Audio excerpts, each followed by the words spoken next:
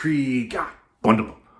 Everybody, welcome back to the channel. This is going to be a fun one because honestly, I have been emotionally exhausted lately reading hella big stories. Like massive 500-page books. I'm done with that for a bit. I am the slowest reader I know. So honestly, this has been an emotional marathon for me just getting through this stuff. So I said to myself this week, let's make it a fun one. Let's grab that 3-part series that you've been really setting aside and waiting for quite some time. Let's give it a read. Everybody, we're going to be going through this one today. This is Conan, the Flame and the Fiend. Now, it's a 3-part series. It is the last work that was put out by Marvel in this Conan sort of mini-series format that they were doing prior to going back to Dark Horse. Now, some of you have seen my videos where I've talked about these Obscure Conan mini-series before, and we've come out of it going, whew, that was a stinker. That's not a reason to blame all of them for that. This is a Roy Thomas story. Okay, now I've put that out there. That's the little hook. I hope I've got you interested now. Now, here's how this one's going to go, okay? As I always say, spoiler alert, now. If you don't want to know what happens in this series, stop watching the video. For the love of God, stop, because I'm going to ruin it for you. The next 20 minutes after we do our fade away here is going to be me talking about what happens in the stories. And it's going to be an old man ramble as we go. And even when we get to the end, if you skip that chapter and go to the end, I'm going to probably talk about the content again there. So if you don't want to know, stop watching now. Okay, you got the message, all right? For those of you who are still here, I'm going to put this into you in 2 ways, okay? If you want to watch the 20 minutes, I chapterize all these videos, okay? If you want to watch it, by all means, enjoy that. If you want to skip right to the end where I just do my wrap-up, jump to that chapter. It might make the whole thing a lot faster for you if you're saying to yourself, well, I want to know what you think in general, Tennessee fans. And I'm going to have a little bit of a spoiler on this one, but I don't want to see the page by page. Well, there's my offer to you. Everybody, without looking at my ugly mug anymore, let's get into the book. And we're back. I tell you, I want to make this one a rather fast one. I don't want to be spending too much time going into the nitty-gritty on this one because this is only a 3-part series. And as I mentioned in the intro, what I really wanted to do in this one is just read a short story, and I'm glad I picked this one up. It's a fairly obscure one, so let's talk about the administration of the book first of all. This, I believe, was the last Marvel miniseries that was produced prior to Marvel losing the license initially when it went to Dark Horse. So this was put out, I believe, in the year 2000. 3-part series, written by Roy Thomas, art by Jeff Isherwood. Now, it's interesting. Isherwood was a name that sort of made me go, huh. Why do I know that name? And I was sort of thinking about it as I was reading these. And it finally occurred to me when I was, I think, in issue number 2. I was in issue 2. I was like, that's it. I know him because I spent a lot of time back in the 90s reading Doctor Strange comics. And he did a lot of Doctor Strange. He's also done other Conan books, obviously. And I recognize the Conan work. But really, for me, it's the Doctor Strange work of his that really makes me go, oh, that's who that is. Anyways, 3-part series. Let's take a look at the covers and just take a look at what we got here. That's a nice one. I like that. Conan's right there. Fafnir, Zula, Esmeralda, I believe is her name. Second one, let's take a look at this one. Again, same cover art. Well, Conan's in chains. You know, things aren't going to be going well for that one. And then the third one, now this is the fun one. This is the one that made me go, ho, ho, ho, ho, ho. Who we got over here? That's right. That's the Devourer of Souls. Now, let's just take a step back here. I got to tell you, I went on this big kick about a year and a half ago where I was fascinated with the Devourer of Souls comics and finding all of the ones that I could, including his first appearance in Savage Sword of Conan.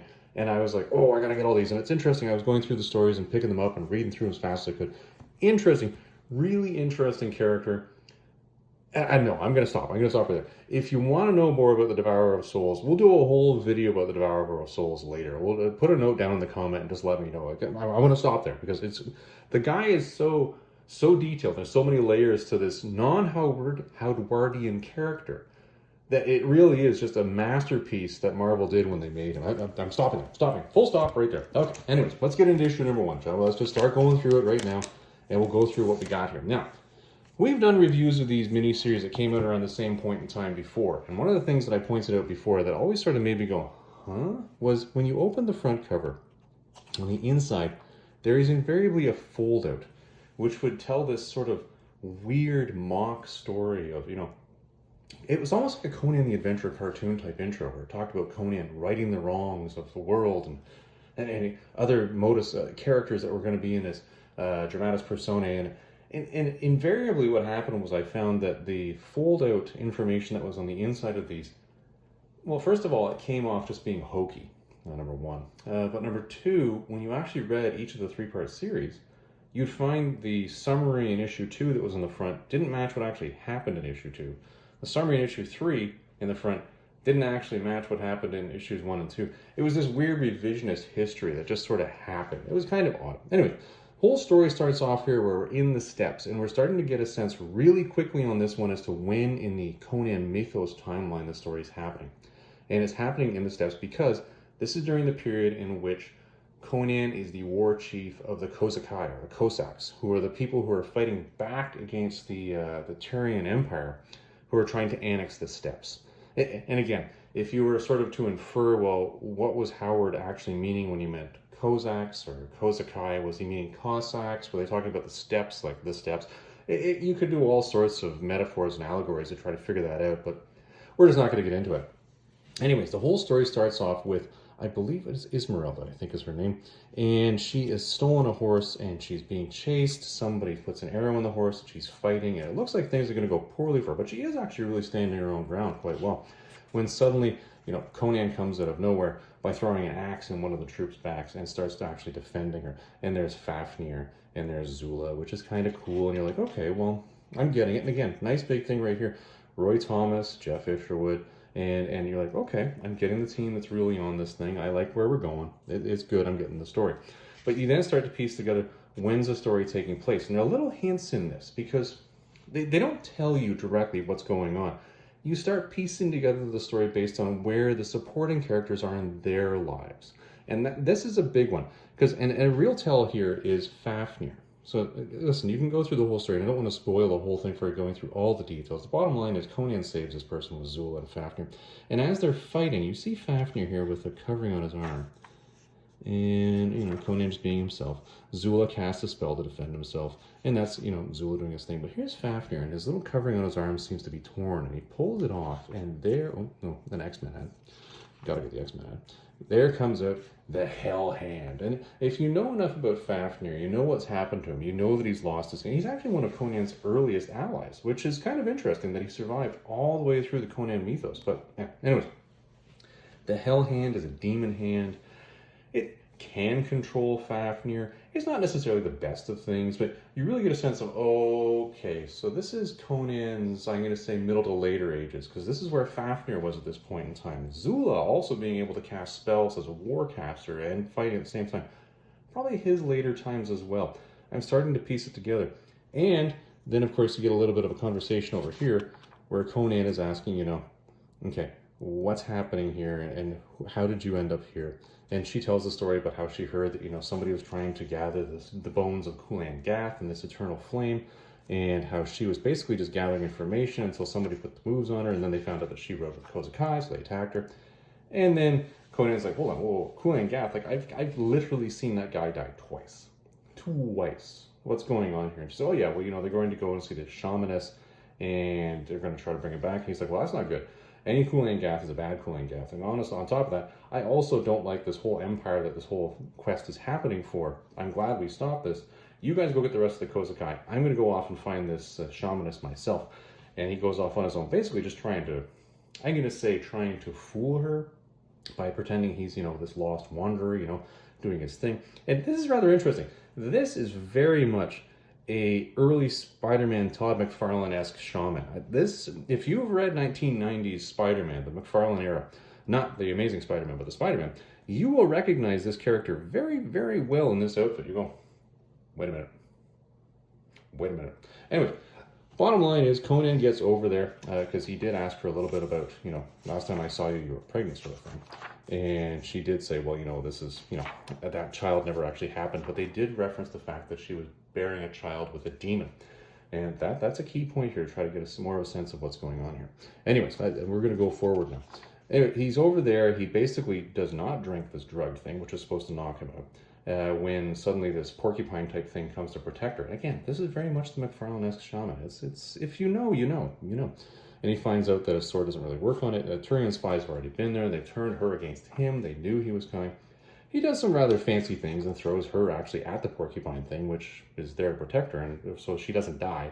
It just dispels itself back to its own planet, or plane of existence. And then they knock him out, and that's the end of issue 1. So you're starting to get a sense here of where you're at here. You know that Conan's leading the Cossacks, all right? So you got that. You also get a sense here that really you got Kulan Gath coming back to life after he's been killed twice. So you know you're fairly deep into Marvel mythos here. He's actually seen Kulan Gath die twice now. So you're getting into those later years, okay? Also, probably a little bit more of an explanation as to why you're seeing the full beast mode Conan. It's just this huge, physically huge dude, but who also is very confident in his abilities.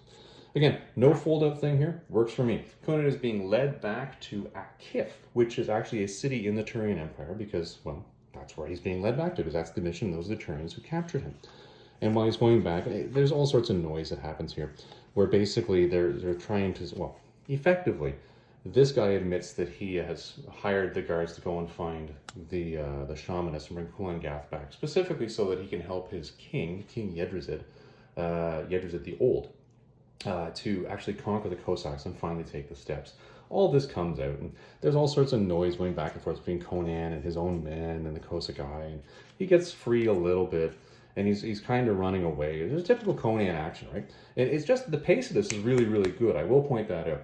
And they say, the guy says, well, listen, I'll give a whole bunch of money. I think it's 1,000 gold pieces. Anybody will bring me him alive. And the shamaness says, oh, that counts for me too, right? He's like, oh yeah, but what are you going to do? And she brings this thing back to life. And does anybody recognize this? I believe it was it the first encounter that Conan had with Kulan Gath, or was it the one where it was in Samaria, where this was his basically bone pterodactyl that he rode on? And Conan even recognized, I've seen that bone shadow before. Kind of neat that all this, another nice throwback here to early Marvel material happening. Anyways, cut scene, he's being chased by Bone Thing. Let's get back to Esmeralda, I think it's Esmeralda, and Fafnir and Zula. Well, they're off trying to find the rest of the Cossacks. She feigns that her horse is hurt, basically to go and check on her baby. She did have the baby with the Devourer of Souls. And sort of does a flashback explaining the whole thing. And really, she was impregnated and fell in love with the Devourer of Souls when he was in human guise as Acheron. And at that point in time, I believe even the Devourer of Souls, if I remember correctly, didn't know he was the Devourer of Souls. He was just a human. Kind of a neat story. Anyways, she does come and check on the baby, saying, you know, the baby's been growing rather fast and has left the baby with this individual who she met, who was raising the child. She was worried that Conan would find out that this is the child of the Devourer of Souls and cause harm to it, because it's a mother's concern, right? Anyways, turns out that the Devourer of Souls did actually come back, has grown to full size, and used the body of this guy that was watching it to basically reform itself as a fully born Devourer of Souls, which is kind of scary. Like, you come back and suddenly this, now, it's kind of interesting because the Devourer of Souls pops like, I'm the Devourer of Souls, it's all scared, and you would think, no, it can't be. Like, she's obviously very upset about this. You can't be my baby. Well, she is the baby, but she's also the lover of the Devourer of Souls. This is where it gets really perplexing. It's kind of funny. If you read the dialogue in here, which we won't go into today, there's all sorts of poking fun at the fact that, you know, this is not only her former lover, but it's also her child. Really weird. Anyway, she's the Devourer. She's obviously scared. The Devourer of Souls is like, wait, mother, like, you know, you're my mother. Still, I may be the Devourer of Souls, but you're my mother. But she freaks out and she's running off. And at this point in time, she runs into Fafnir, because Fafnir and Zula figured she was up to something. And he's like, oh, well, that's a big monster. That's not good. That can't be the Devourer of Souls. Well, you know, hold on. I'll just collapse the whole cave in on itself because I've got this crazy demon arm, which is just awesome. And wait a minute, that thing called you mother? And they say, well, don't worry about it. We'll deal with it later. Cut back to Conan, who's fighting Kulan Gath's giant flying skeleton thing. I don't understand how it would fly. It doesn't have wings. You know, you can't mix science with comics. You just, the two things just, they shall never meet. It just doesn't work. Anyways, Conan's fighting it. There's a long drawn out battle. And really, the leader of Akif is saying, like, this isn't working.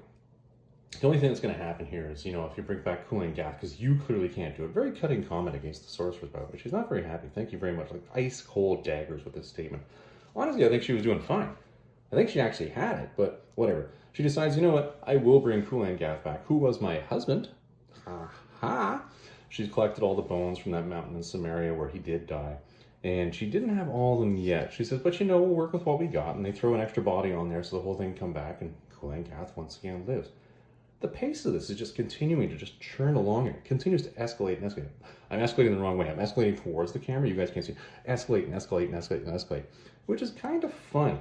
She explains, okay, well, listen, you're back. I know that things are a little woozy for you right now, but we got to sort of get a real reward here by catching Conan. He's like, Conan here? And she's like, oh, you know him? Well, yeah, he knows him. Yeah, he's not a big fan.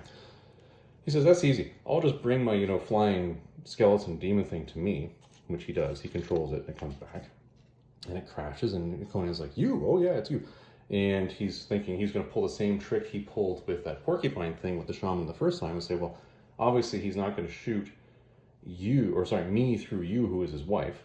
And then he also makes the comment of, oh, you're the other wife? Conan was very smart to just drop that little right there. And then, of course, we find out that Kulangath actually disguised himself as the wife to protect himself. Actually, at the wife's expense, which is kind of weird, because if he was the wife, then the wife was him. Odd. Really, it's interesting that he's continuing to put his wife in danger this way. Anyways, he just casts a spell, knocks Conan out, and then afterwards, Conan is thrown into what they call the Hanging Gardens of a Kif, which doesn't make any sense. I don't understand this part at all. They're all eating all of this fruit that's growing in the Hanging Gardens of a Kif, but the fruit somehow lives off of people as well as the water that comes off the dam. They made a big deal about at the beginning of the episode or the issue. It's like, really? So are they people eating, or are they water and plants? I don't understand this. But you know what? It's also quite similar to that, the Black Citadel, where they had that crazy man-eating plant in the basement of that dungeon. You'll remember I did a whole Hyberian Age conspiracy theory about the things that are in that dungeon. Maybe these Hanging Gardens are full of those plants? I don't know. Anyways, at this point in time, with the end of issue 2, you've got some fairly large step-ups of what's occurred in the overall story. You've got a crazy shamaness who's the wife of Kulangath. She's kind of become aware through Conan's, let's call it an oops, that Kulangath has another wife. So she's got something going on in her head here. In addition, Kulangath just literally swapped his appearance with her and put her in materially danger. So you got to wonder what her motivation is going forward here. You got this guy who's the leader of a Kif, who's trying to continue to intone that he's really the guy in charge, that he brought Kulangath back to life specifically to make King Yggdrasil happy by defeating the Cossacks. You got Cossacks who are being tortured like crazy here, and they're going to attack a Kif at any minute now because they were told to go and follow and help Conan in a Kif. By Zula and Fafnir, and now Esmeralda. So this is all kind of a thing. And then on top of that, you've got the Devourer of Souls. The Devourer of Souls, literally in a cave out there, that's convinced that one of the Cossacks is his mother, which it is. And it seems to be fairly loyal to her, even though everybody's afraid of the Devourer of Souls. Okay, all right. And of course, next, when demons clash. So what's going to happen here in the next one. And I got to tell you, when I hit that page and I saw that, I was like, oh boy, poop's about to get real. And let me tell you, poop is about to get real. Because what's going to happen here is, and you all know what's going to happen. You can see it on the cover. It's right here, okay? That's the Devourer of Souls. That, I guess, is the Shamaness just drawn very differently. And then you got Conan here. So you got Kulangath. You got the Devourer of Souls. This whole thing's just going to come to a head. This is like one of those classic Marvel moments where you got the Hulk versus Thing for no apparent reason other than the readers want to see the Hulk versus Thing. And in the year 2000, with 2 Conan big-time baddies. This is going to be good. So you pop the bad boy open here. Yep, there's Conan. He's not looking too good. He's in the Hanging Gardens. Yep, things aren't going well. Lots of dialogue going on about the whole gardens. And he's saying, well, why don't you tell me how many horsemen there are? And he's like, I'm not going to talk. And he's like, I got all my Cossacks here dying in your gardens. You guys really suck. And, of course, the guy who's the leader says, well, you know what? I've had enough of this. I'm just going to have Kulangath just murder everybody, and we'll get the information. Kulangath says, yeah, no problem. I'll do that. So he uses the plants to basically feed off of all the people who are still alive in them, and they all turn into skeletons. And Conan's still like, I'm still not going to tell you anything you want to know. And that's not good. And this is where you start to see things turn a bit, okay? So this dialogue box here is kind of important, because Kulangath is saying, you know what? I honestly don't care anymore about what's going on here. I'm back at full strength. Nice computer, by the way. I'm at full strength. I don't need to listen to anybody. He's like, you and your king are just a pain in the ass for me. I don't like Conan. I'm going to actually turn him into a skeleton now. And he's like, no, he has to live. And he's like, no, after all, you're sick. And he casts this cure on him. And the guy's like, my chest is about. He says, back away and I won't pull your heart from your chest. Now, we've seen him pull hearts from chests before, okay? So we know this is a real threat. So at this point in time, Conan's going down. Kulan Gath is not listening to the leader of a Kif. He's saying, I'm going to turn you into a skeleton inside the plant. And this is when things get really, really hectic. And this is where this issue just becomes the culmination issue. The plants are eating on Conan, the Cossacks attack. Number one. Guy says, and this is Kulan Gath, by the way, I'm saying Guy, says, okay, here's, Shamanesses, you continue to have the plants eat Conan. You take care of that while I'm busy, my dear. And I'm going to go deal with this whole issue over here because, I brought that flame that you brought that brought me back to life, but I know how to control it and actually bring the demon in. And at this point in time, Conan's also let slip that not only did this become, this shamaness be his wife, but also let slip that, oh, by the way, you did know that the other wife was actually this witch cream of Hyperborea, right? And she's like, whoa, you didn't marry that Hyperborean hussy, did you? I like that phrase, Hyperborean hussy. They put it makes me chuckle. And he's like, well, of course not. I mean, it's just go work the spell. It's like, this sort of dismissiveness, this isn't going to work well for you. You're two very powerful wizards, one being a sorceress and one being the wizard, and you should be working as a team here. It might be time to actually just, have the conversation. Especially because you're Kulan Gath and you've been alive for hundreds of years, and there's no indication she has. Maybe you got some, never mind. Bottom line is, Demon goes to fight the Cossacks out the front while she's incurring this whole spell. Well, while this whole thing is going on, Fafnir and his demon arm and Esmeralda have climbed over the back wall to get Conan out. They free Conan, and at this point in time, and by the way, they're still having a bit of a tete-a-tete here and having a conversation. Conan comes up and wanders up, and he continues to actually say, yeah, well, of course he married the Witch Queen of Hyperborea. I was there, like the whole thing happened. And this is where you suddenly have the tete-a-tete, because when you're not open about these things up front, what happens is, these things will blow up in a negative way. Everything comes out in the wash. And this is where it starts to come up. As if I could ever believe you again. Okay, so now you've got a divide here. You got the divide. You got the leader of a Kif saying, guys, we're kind of busy here. We should be killing people. Well, okay. The giant demon is outside killing the Cossacks. So the guy says, well, while you two are fighting, I'll have my own men fight Conan and Fafnir and Esmeralda. Well, that's not working too well because they're just cutting through them. Kulan Gath decides he's going to re-engage at this point in time and get the whole, demon thing to eat these guys. And one of Esmeralda, I believe, jumps in the way and says, well, I'm going to cut this guy down. And she says, no, you have to go through me. Well, she does. She literally cuts her down and suddenly she dies. You insufferable murderer. And he's going to get a little upset now. Turns on her. Now, it's at this point in time when he turns on her that suddenly we see the Devourer of Souls, about his mother, stand aside from Isparana, not Esmeralda, my mother. So commands Warl, the Devourer of Souls. This is going to get real. Now, Kulan Gath has no idea who this is. Okay? Kulan Gath has never run into the Devourer of Souls before. The two of them are posturing effectively. And he says, well, you know what? You're not going to eat my soul because I'm going to have my demon come back here and fight you. So things are escalating now to the point where you have really sorcery fighting sorcery. What that's doing is it's leaving the actual people to fight people. So, of course, Fire Demon starts fighting the Devourer of Souls. And there's all sorts of back and forth as to who's fighting who, when.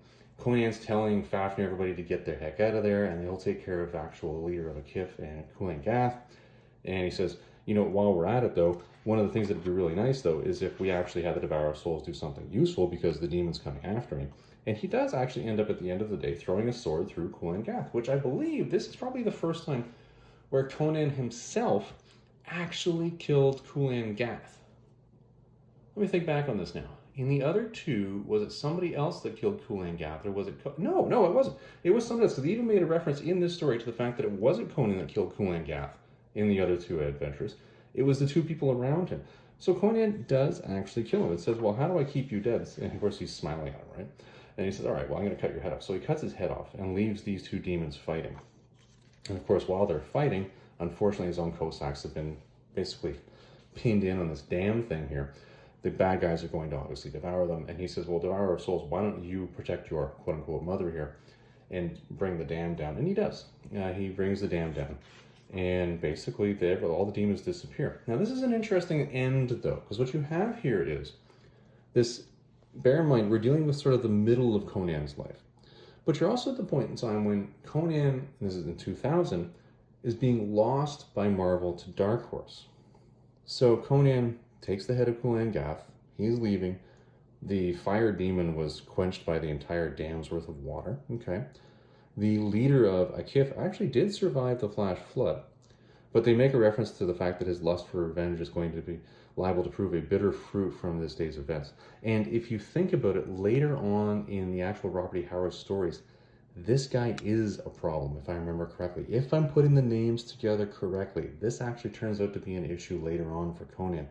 But you have this nice closing statement here where Conan's kind of standing here and he says, well, whatever the events the future holds, we'll fight the Turians and breathe it as long as there is breath in our lungs and steel in our hearts and hands. Sort of a very closing statement, a generic statement, a posturing statement. It's kind of interesting that this was the statement that they decided to close off the last Marvel comic before this whole thing slipped back to Dark Horse. And of course you get the Fiend, and that's the end of the story. Interesting collection of story there. It was a very interesting, very quick run through on basically what just continued to be an escalating and escalating and escalating story. Huh. Okay, we've seen the books. Let's get back to the wrap-up. All right, let's wrap this one up and see what we actually think of it. Now, this is the part where, for those of you who jumped the middle chapter, which was that long, rambling old man rant about here's what happened in these 3 issues, you're going to get a little snippet here. So once again, if you don't want to know what happens in the story, so here's what happened in this story, okay? The bottom line is that you have Roy Thomas coming back as the writer who knows Conan best at Marvel. This is the guy. This is the guy who brought Conan to Marvel. This is the guy who is the Conanophile at Marvel. Granted, there are others, but this is the guy, okay? If anybody's going to write Conan, it's Roy Thomas, okay? You bring him back and he's writing the last story that's going to be a produced Marvel story. And what does he choose to do?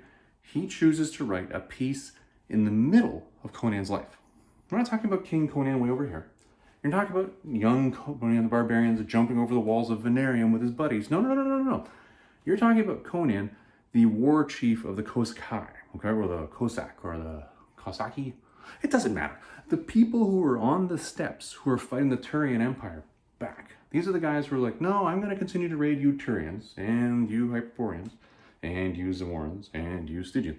Anybody they want to, because they're seeing this as their territory. And I'm doing this because when you look at the map, it is kind of shaped like it's at a middle point that's kind of narrow and then it widens the bottom. Doesn't matter, okay? That's the people that we're talking about here. This is the older Conan. The Conan that's almost full beast mode. He's physically huge. He's very adept in his abilities. He knows what he can and can't do. And he knows physically that he's pretty much the schnizzle, okay? Like, there's no other way I could say that. He just knows that's what he is. So you have a very confident Conan here. But what Conan is finally put in front of here are 2 things that are rather bad, okay? He's put in front of 2 massive Conan sorcerer magical things that he knows are bad. So one being Kulan Gath, who he's seen die twice at this point in his life, okay? Forget the later years where Marvel brought back that whole, Savage Avengers Kulan Gath thing. Forget all that. That didn't happen yet. That's 20 years in the future. You're talking about Conan here, who's literally seen this wizard die twice. And he's back. That's pretty scary.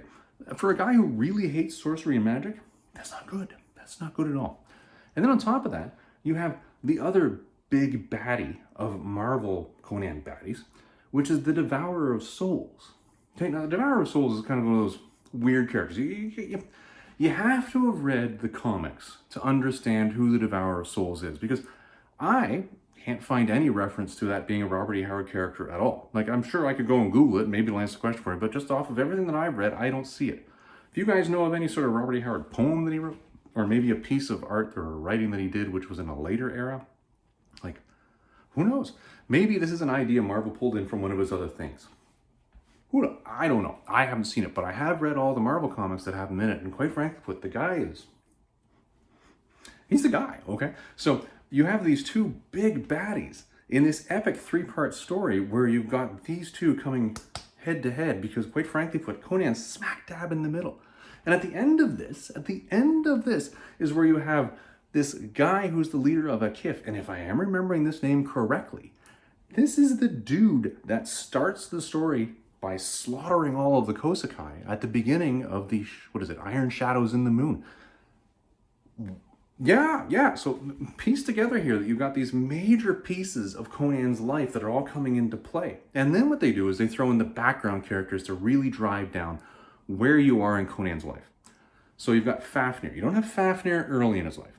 You don't have Fafnir when he's missing an arm. You have Fafnir when he has that giant demon arm of his with a claw that can possess him and make him do crazy things. You have Zula, not at the point where he's sort of dabbling with magic that he's learned from Stygians and what have you. No. You have him full-blown battle casting while he's in fight. He's literally like, boom, here's a mirage of a giant ape, and stab while you're distracted by the giant ape. Like, he's being that guy. So you've got all these characters that are fully developed. And you've got this story where basically all of them have to come to head, but they have to come to head in such a way that it doesn't ruin the Robert E. Howard timeline, which leads to the opening of that Iron Shadows in the Moon. So you've got to build out the characters, you've got to build out the story, you've got to build out what's going to happen, but you can't destroy it. And at the same time, you can do it with whatever Marvel IP you want along the way, because the Marvel IP doesn't touch the Robert E. Howard canon stuff. So what does the story do? It talks about Conan basically getting involved in this because he's really trying to help out one person. Okay, Conan does do that all the time, but that one person was one of his people who are riding around the steppes fighting back the Tyrian Empire. So, makes sense, fits the character, okay? You got him being captured not because he couldn't master the Shamanesses, but because Tyrian spies basically clonked him over the head with a rock while he was busy doing that. Okay. You gotta have the character somehow get himself into a bad situation at the beginning. I get it. Then you gotta have him get his way out of it. The moving pieces being his own troops coming to rescue him while he's captured. That was very nicely done. Shows the whole thing that this is an organized unit. This organized unit is working together. I got it. You've got Kulan Gath coming back into this, and you have Conan recognizing Kulan Gath as soon as he's back, but also recognizing, wait a minute, there's a potential wedge I can stick right in here between Shamanesses and Kulan Gath, who are wed. Okay, they're married. But he knows, I'm pretty sure I can apply a pressure point here to weaken the enemy. This is the intelligent Conan coming forward and thinking. This is something that Robert Howard did all the time, but Roy Thomas in comics does very well, is he shows the thinking Conan that's every once in a while not the one that's I'm just charging ahead and doing something stupid, because the older Conan is the smart one that's saying, no, let's do this intelligently instead of me losing a lot of blood. Rather bright. And then at the end of this, you have this giant blow up, which is between Kulan Gath and the Devourer of Souls, which turns to be a little different because really, Devourer of Souls between Kulan Gath, in my mind, when I'm putting these two power levels together, I'm saying which one of these would win. Fair fight, eh? All right, think about this one. Who would win this in fair fight? Just two of them coming at it right off the bat. Well, it wouldn't be fair either way because neither of them fight clean. They're both going to fight dirty. Well, I'm going to give it to Kulan Gath on this one. I'm going to say the Devourer of Souls, as cool as the character is, probably wouldn't have the sorcery chops to do what's necessary to beat down Kulan Gath. Kulan Gath is going to pull out everything. He's going to pull up, death magic. He's going to control plants. He's going to throw rocks at you. He's going to control your mind. Everything is in that guy. Whereas Devourer of Souls is very much okay, I'm going to beat the living crap out of you and then eat your soul. Right? Like, he does have some sorcery to it, but I'd still say it's the weaker. So it was well done in the way that it was sort of parlayed into more of the Devourer of Souls fighting this fire demon, which then distracted the whole situation, which allowed for Conan to deal with Kulan Gath directly. I think that was well done. And I'm going to say I did like that. So overall, what do I think of the series as a three-part series? It's a perfect self-contained three-part story. I think this is just wonderful. It leads off with that wonderful closing panel, which is this mothering opening statement about, well, we're going to continue to fight the Tyrians as far back as we go, but also leads up to that beginning of the chapter of Iron Shadows in the Moon, which I think was just wonderful. I get it. Totally get it. I love that. What happened along the way? Well, I tell you, the way to get there continued to escalate. The story continued to go up and up and up and up and up. And to me, that's what you need in one of these. You need the level of risk to continue to rise up and up and up. Like we're reading the Titan comics that are coming out right now. Actually, while I'm filming this, I think issue 3 has already come out and I've read it. And I continue to see the level of risk and the level of story continue to go up and up and up. And that's what makes for a good story. Now, granted, you have to conclude these things from time to time. And in this one, 3 parts, you conclude it. It works. Did I like this one? Yeah, I did. Do I think Jeff Isherwood really did a good job on this? Well, I tell you, it's funny because his art style is very non-Buscema, non-Ernie Chan type art. It's not what you expect to see in a Conan thing, but he did Conan. And it's interesting that it kind of fits with the style of story that he writes. Because his style makes the comic more comic-y. And I know that sounds really hokey, but it is.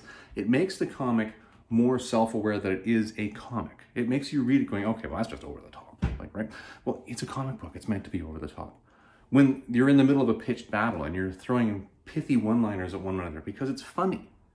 Well, yeah, it's a comic book, and the art style goes with that. The pithy one-liners goes with that. It's what carries it all the way through. And I think the writing matched the art perfectly in this, because as much as I like a serious Conan story, I also like a fun sword and sorcery story. So for a three-parter that just continued boom, boom, boom, that was fun. Yeah, this one did it. Now, I went through this really quickly when I did, okay, here's what happened in it. I know it was 20 minutes of me telling you what happened in it, but really I didn't give you the line by line.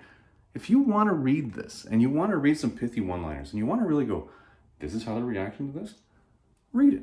Go buy it. I think this is a good one to get your hands on. If you're a Cananophile and you are a completist, then by all means. If you're out there and you're saying, I just want a short sword and sorcery story, yes, go find this one. Should you spend $20 a book on this one because that's how much they're trying to gouge you for at some comic shops? Absolutely not. Absolutely not. Get yourself out there and find cheap copies of these. They are out there. There aren't that many of us Conanophiles out there, so trust me, if you're going to find it, just pay what the Conanophiles are going to pay. All right, let's wrap this bad boy up and tell us what we think of it. Everybody, I hope you enjoyed this video. Honestly, this was a fun one for me, and I really enjoyed reading this three-part series. I know I was missing issue number 3 of this for quite some time. So when I finally found it and I was able to put them in the box and say to myself, I get to read this at some point in time now, I was a very happy Tennessee Fats. And when I sat down and actually read these this weekend, honestly, I was still a very happy Tennessee Fats. And I do think that if you are a Cananophile and you like Roy Thomas writing, go get yourself this one. This is a good one. I know the art, you might say, oh, it's not a painted cover, and oh, it's not a black and white Savage Sword, and oh, it's not, you know, a Buscema or a Chant. Jeff Isherwood did a great job on this, and I do think the art goes with the story. I think you'll enjoy it, so go find it if you can. I didn't put too much spoiler into the actual dialogue in this one because, why? You can read it yourself if you want to do it. Everybody, I hope you enjoyed this one. We'll see you in the next video.